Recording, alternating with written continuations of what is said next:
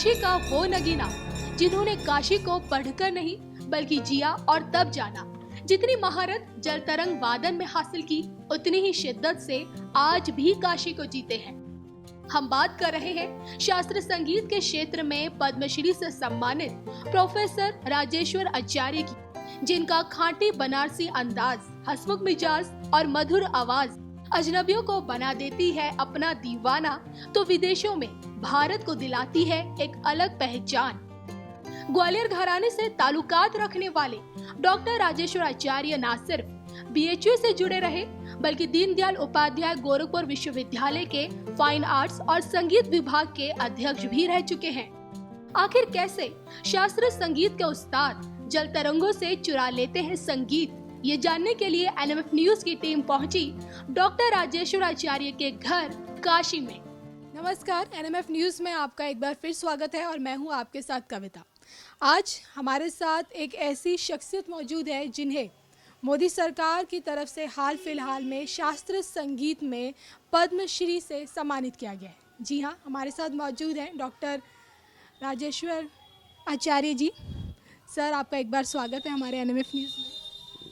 Sir, मैंने सुना है कि जो कि आप काशी से हैं और शास्त्रीय संगीत में आपका बहुत बड़ा योगदान रहा है, खासकर काशी से। ऐसा है कि संगीत बड़ा व्यापक क्षेत्र है संगीत का। लाइट एनर्जी और साउंड एनर्जी, ये दो एनर्जीज जो हैं पूरे संसार को चलाती हैं।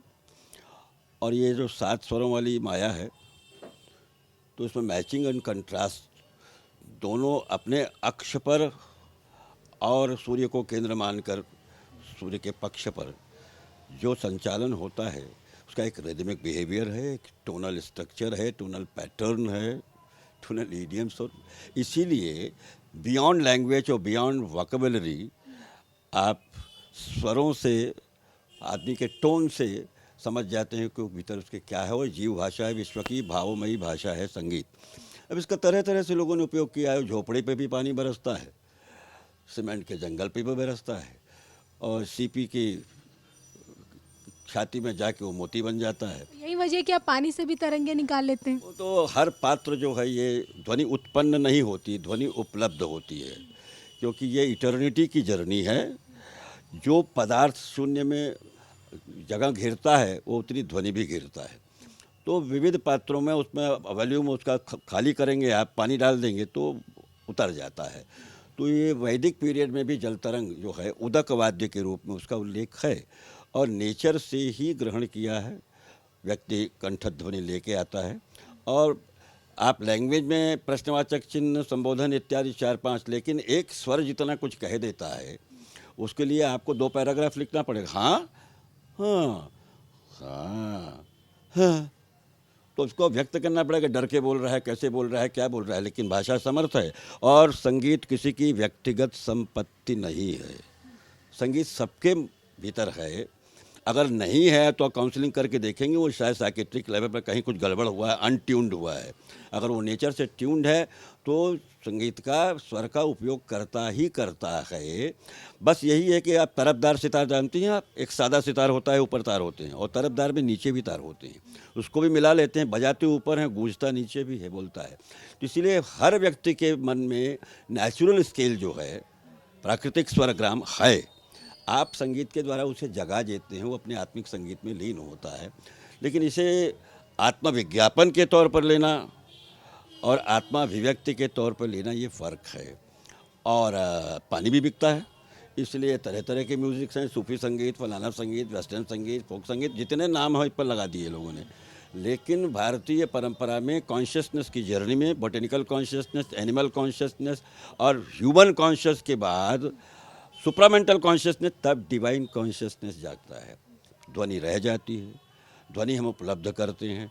इसलिए सबके भीतर जो चैतन्य कॉन्शियसनेस की जर्नी, उसमें से अच्छा क्रिएशन करना, ये आत्माभिव्यक्ति है।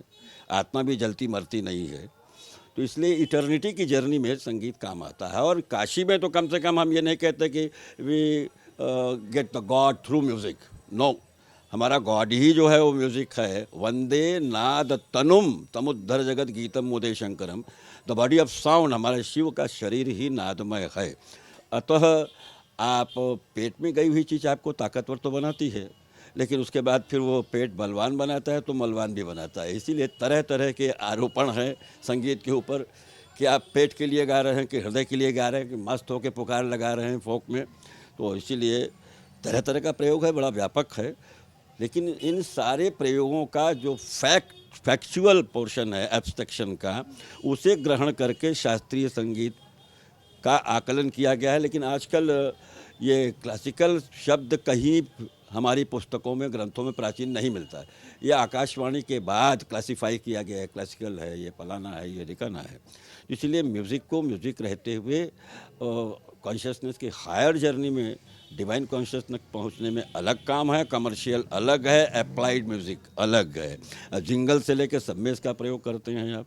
इसीलिए हमारे यहाँ जो उत्तरोत्तर 5 लेवल हैं शिक्षाकार, अनुकार, शिक्षा मतलब शिक्षा को आकार देने वाला, शिक्षक नहीं, सारे ईसेंस ऑफ द एक्सपीरियंस लेके जब वो व्यक्त करता है तो वो है शिक्षाकार। दूसरा खाली कॉपी करता है, वो मिमिक्री करेगा, सब कुछ करेगा, लेकिन ओरिजिनल कुछ नहीं। तीसरा है रंजक, इंटरटेनिंग, वाह वाह वाह, लेकिन वाह का उल्टा होता है हवा हवा।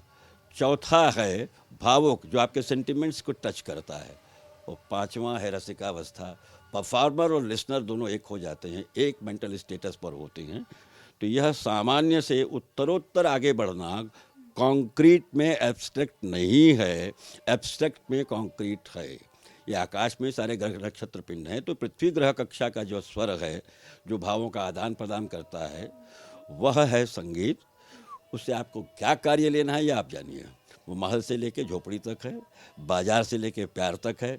आप मकान तो खरीद सकते हैं, घर नहीं खरीद सकते, घर आपको बनाना पड़ेगा। परिवार जुड़ता है संवेदनाओं से।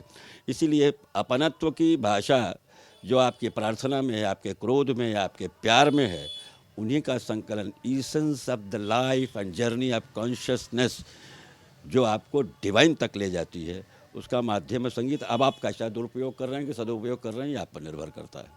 सर, आपने इतने बढ़िया तरीके से हमें संगीत के बारे में, संगीत को समझने के बारे में समझाया। लेकिन मैं ये आपसे पूछना चाहती हूँ, मतलब जानना चाहती हूँ कि जो आजकल के यंग जनरेशन है, और वो यंग जनरेशन जो खासकर शास्त्रीय संगीत में अपना करियर बनाना चाहती है, अगर आप उन्हें कोई संदेश देना चाहते हैं कि किस तरह से वो इस शास्त्रीय संगीत में तेजी से जिसको प्रगति समझ रहे हैं उसके पीछे भागे जा रहे हैं, लेकिन सेंटिमेंट्स ख़त्म हो जाएगा तो आदमी हो जाएगा रोबोट। माँ कहती है कि बेटा तुम किसी से भी शादी करना, हम खाली देखना चाहते हैं, और आप शादी करके अमेरिका से चले जाते हैं। और माँ पूछती है क्या हुआ बेटा, हमको कह देते 22 घंटे में हम यूएसए पहुँच जाते। कि माँ अब तुम सेंटी हो रही, उसके पास सेंटिमेंटल कहने की भी फुर्सत नहीं है। इस रफ्तार से अगर राजधानी से जाएं और आप खेत न देख पाएँ तो ये आपके विज़न की कमी है, आपके देखने की कमी है। न खेत भागे हैं, न प्रकृति भागी है। हम बहुत जल्दी सिंथेटिक होते चले जा रहे हैं। इसमें ह्यूमन अप्रोचेज अगर रखना है तो जिनके आधार पर व्यक्ति 64 कलाएँ हैं, 5 पदार्थिक है, मेटेरियलिस्टिक है, मैटर कम होता जाए, फैक्ट बढ़ता जाए, ऐसे 5 फाइन आर्टिस्ट हैं, वास्तु, मूर्ति, चित्र, काव्य और संगीत। ये रिफाइनमेंट का क्रम है। विराट से सूक्ष्माति सूक्ष्म की ओर बढ़ने की बात है। हम जो चाहें उसमें लें। अब तो आप अल्ट्रा शब्द बोलते हैं तो चम्मच गंगा, लोटा गंगा, गगरा गंगा, कंडाल गंगा, गंगा का नाम नहीं है, ये पात्र का नाम है। तो इसलिए संगीत से आप क्या चाहते हैं ये आप जानें। अब हवा आपके लिए ज़रूरी है, तो आपकी चेतना और मनुष्य होने के लिए संगीत आवश्यक है। 45वां साल चल रहा है ध्रुपद मेले का। तानसेन हरिदास स्वामी के समय जो संगीत चलता था उसको कहते हैं ध्रुव पद। ध्रुव माने स्थाई, नॉर्थ पोल साउथ पोल। पद माने स्टेटस, पद माने पोइट्री, पद माने चरण, पद माने स्टेटस, पोस्ट, इतने हैं। तो संगीत में जो निर्धारित तथ्य हैं शाश्वत, उनको लेकर आगे बढ़ना। इसीलिए आप देखें कम से कम इस ध्रुपद मेले में कोई सरकारी वो नहीं। ये 2 साल 75 में और 76 में संगीत नाटक अकादमी केंद्र की ग्रांट ली थी। लेकिन आज ये है 45वें वर्ष में 1,500 फॉरेनर्स कम से कम इसमें आते हैं, और जो अच्छी तरह से सुनते हैं, कोरिलेट करते हैं, डीप इंट्रोडक्शन उनका हो जाता है, और रिदमिक बिहेवियर से रात भर आनंद लेते हैं। और कम से कम 5 करोड़ रुपया विदेशी मुद्रा ये ध्रुपद मेला देता है। और उसका ही उत्सव है, मुझे जाना है, शिवरात्रि के 3 दिन पहले शुरू होता है। इसलिए उन सारे अतिथि को हम अतिथि नहीं कहते, हम अभियागत कहते हैं, अभ्यागत कहते हैं, जो अच्छी तरह से आ गए हैं हमारे पास। उनके स्व आगत का मतलब है जैसे मैं ही आया हूँ, और सु आगत अच्छा आगत, मैं उनके स्वागत में। एक ही वादन सबसे बड़ा पुराना वादन है, 2 तरफ तार जुड़ेंगे नहीं तो आप वादन नहीं कर सकते, लेकिन एक वादन है कि 2 तरफ जुड़े बिना आपने किया अभिवादन और दोनों तरफ प्रसन्नता आ जाती है। इसलिए जितने भी हमारे जिनको अतिथि के नाम से बुलाया गया है वो अनडेटेड नहीं है, वो डेटेड हैं और हम उनका स्वागत करते हैं।